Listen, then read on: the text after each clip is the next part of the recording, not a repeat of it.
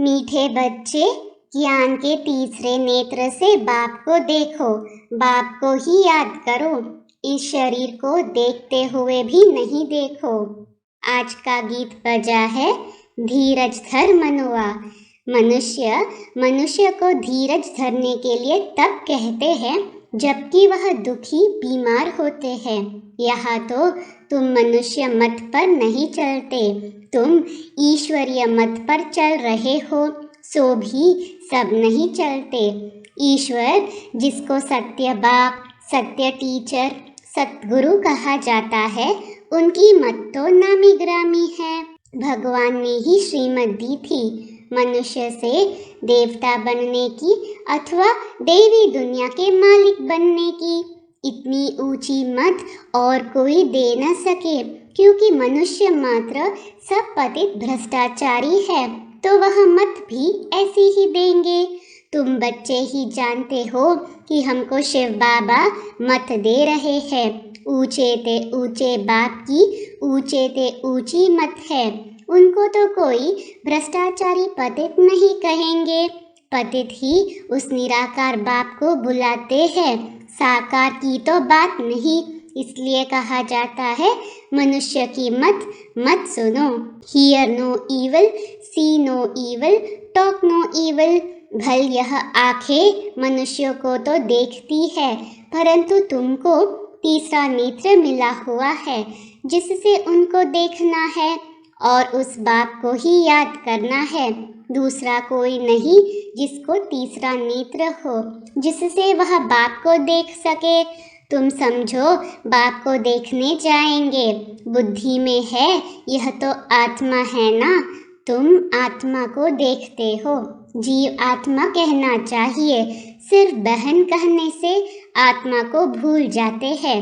यहाँ समझाया जाता है तुम इस शरीर को भूल जाओ, अपने को आत्मा समझो और बाप को याद करो। उनको देखो दिव्य चक्षु से। तुम्हारी आत्मा को अब सोचना मिला है कि हमारा बाप कौन है, कहाँ रहते हैं, उनसे हमको क्या मिलना है। तुम्हारे मिसल दुनिया में कोई भी नहीं जो बाप से वर्षा लेने का पुरुषार्थ करते हो। जब तक कोई बच्चा ही न बने तो बाप से वर्षा कैसे ले सकते हैं। बाप का वर्षा तो बेशुमार है, ऊंचे ते ऊंचा है सूर्यवंशी राजा रानी बनना। बैरिस्टर भल पास करते हैं, परंतु उनमें भी नंबरवार होते हैं। कोई तो बहुत कमाते, कोई तो पेट भी मुश्किल भरते। अब तुम जानते हो हम ईश्वर से राजाई प्राप्त कर रहे हैं। कोई भी मनुष्य को कोई कब कह न सके कि यह सत्य बाप, सत्य टीचर, सद्गुरु है और सब गुरु लोग हैं। सद्गुरु सत्य बोलने वाला एक ही है, बाकी सब है झूठ बोलने वाले। वह सच्ची सद्गति किसको दे नहीं सकते। सद्गुरु की महिमा हम तुम भी नहीं जानते थे। कोई की भी बुद्धि में नहीं आएगा कि वह सत्य बाप, सत्य टीचर, सद्गुरु कैसे है। वो तो सर्वव्यापी कह बात खत्म कर देते हैं। वह परमात्मा को अलग समझते नहीं कि वह बाप है, हम बच्चे हैं। कह देते सब बाप ही बाप है।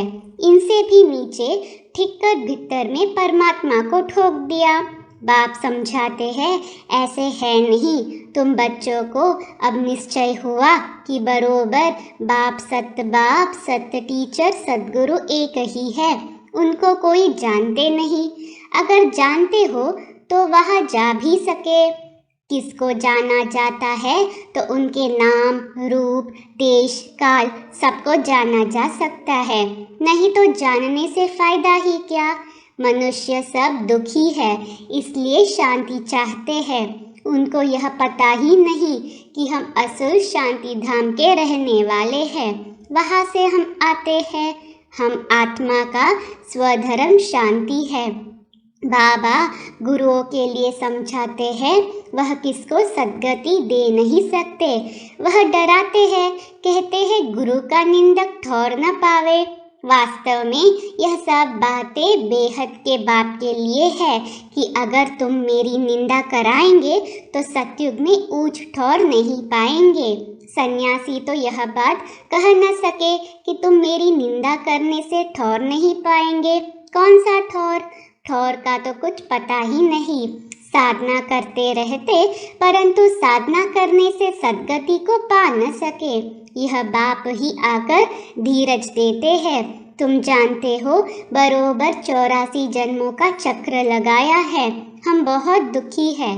जब तक सुखधाम का साक्षात्कार न हो तो दुखधाम समझे कैसे? अभी तुम जानते हो यह दुखधाम है, अल्पकाल का सुख है। इस अल्पकाल की राजाई में कितनी खुशी होती है। समझते हैं गांधी ने राम राज्य स्थापन किया, परंतु नहीं, यह तो और ही तीखा रावण का राज्य बन गया। सब कहते हैं पतित भ्रष्टाचारी, आगे सिर्फ पतित थे, अब तो भ्रष्टाचारी भी कहते हैं। यह है कलयुग की अंत। कितनी रिश्वत है। बाप आकर सारी दुनिया के मनुष्य मात्र को कहते हैं अब धैर्य धरो, परंतु सुनते नहीं हैं। पिछाड़ी में सबको मालूम पड़ेगा। प्रदर्शनी में भी यही दिखाते हैं कि कैसे दुख की दुनिया को हटाए सुख की दुनिया बना रहे हैं। आखिरी सब सुनेंगे तो सही ना। एक तरफ माया सबके गले घुटती रहती है, दूसरी तरफ बाप अपनी पहचान देते रहते हैं। अब तो ढेर मनुष्यों को आवाज पहुंचाना है। जितनी जितनी महिमा निकलेगी तो फिर अखबारों में भी जोर से पड़ेगा, फिर बहुत आएंगे। यह मेहनत है। धर्म अथवा मठ आदि स्थापन करना तो बहुत सहज है। बौद्धि धर्म की एक स्पीच की 60-70 हजार बौद्धि बना लिए। यह तो मेहनत है। माया बड़ा जोर से सामना करती है। वह तो माया के साथ युद्ध की बात ही नहीं। यहाँ माया से युद्ध करने में मेहनत है। मुख्य बात है पवित्रता की, और कोई जगह पवित्रता की बात नहीं। वह तो घर से वैराग्य आता है या कुछ चोरी पाप आदि करते हैं तो संन्यास धारण कर लेते हैं। इसलिए चोरों को पकड़ने के लिए भी गवर्नमेंट को सन्यासी CID आदि रखने पड़ते हैं। दलालों के रूप में, व्यापारियों के रूप में भी CID होते हैं। पुलिस का गुप्त काम बहुत चलता है। दोस्ती के बहाने भी सोने के व्यापारियों से मिल जाते हैं, फिर सब कुछ मालूम पड़ जाता है। धंधे वाले धंधा भी करते तो CID भी करते। दुनिया बहुत मुसीबतों में फंसी हुई है।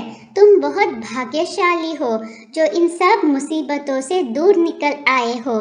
दुनिया में तो मुसीबत पर मुसीबत है। तुम्हारे लिए बहुत प्राप्ति है, वह तो दुखी होकर मरते हैं। तुम बैठे हो यह शरीर छोड़ने के लिए। कहाँ पुराना शरीर खत्म हो तो हम वापस बाबा के पास जाए। दिल लगी बाप के साथ और नई दुनिया के साथ तो पुरानी दुनिया क्या काम की। यह तो पुराना कपड़ा है, इससे वैराग्य आ जाता है। सन्यासियों को वैराग्य आता है घर बार से। स्त्री को नागिन समझते हैं। तुम्हारा तो सच्चा सच्चा वैराग्य है। गाया भी जाता है ज्ञान, भक्ति और वैराग्य। ज्ञान मिलता है कि पुरानी दुनिया से वैराग्य करो। यह कब्रिस्तान बनना है। वह है हद का सन्यास। उन्हों को यह मालूम नहीं है कि यह पुरानी दुनिया खत्म होने वाली है। वह कहते हैं हम घर में इकट्ठा रह नहीं सकते, तो उन्हों को घर से वैराग्य होता है और वह जंगल में चले जाते हैं। तुम्हारा यह है बेहद का वैराग्य, परंतु इनका किसको पता ही नहीं। तुम कहेंगे हमको तो सारी पुरानी दुनिया से, कब्रिस्तान से वैराग्य है। यह रावण राज्य है। ऐसा कौन मूर्ख होगा जो पुरानी दुनिया से दिल लगाएगा। जब तक पूरी तैयारी हो जाए, सतयुग आने का समय भी हो तब तो लड़ाई लगेगी। कई लिखते हैं कि भर बैठे घर में है, परंतु मूंझते हैं कि क्या करे।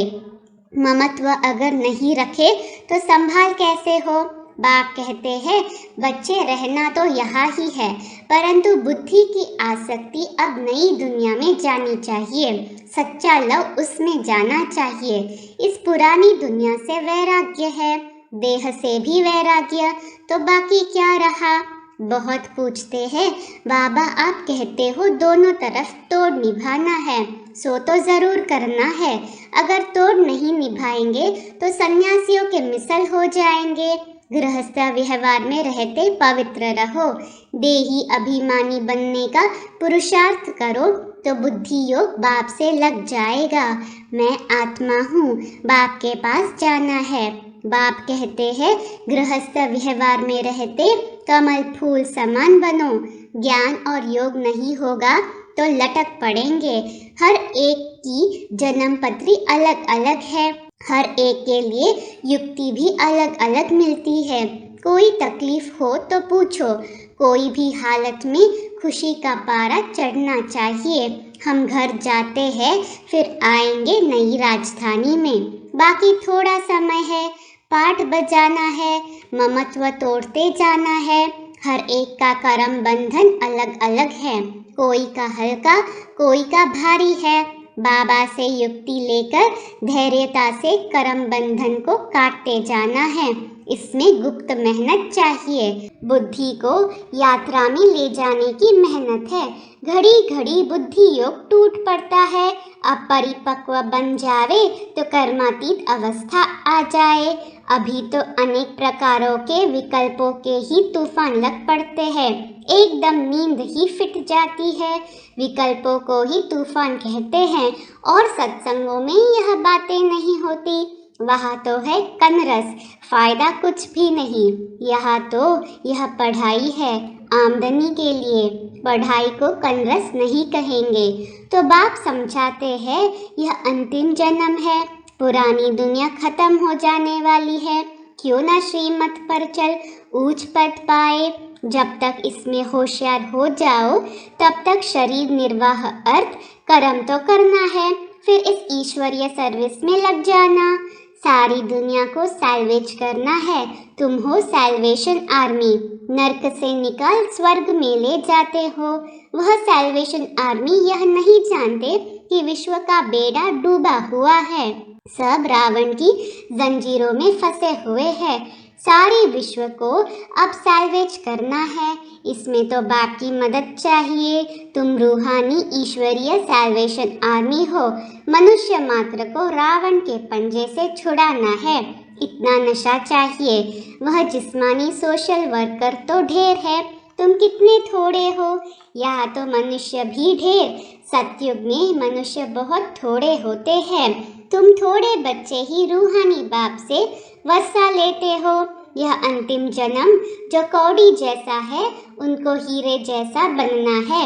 एक आदि सनातन देवी देवता धर्म की स्थापना, अनेक धर्मों का विनाश। बाप ही एक धर्म की स्थापना करते और कराते हैं। सैपलिंग लगाने अथवा स्थापना करने में बहुत मेहनत लगती है। जब तक किसको बाप समान नहीं बनाया है तब तक खुशी का पारा नहीं चढ़ेगा। खुशी का पारा तब चढ़ेगा जब दान करेंगे। जिसके पास धन हो और दान न करे तो उनको मनहूस कहा जाता है।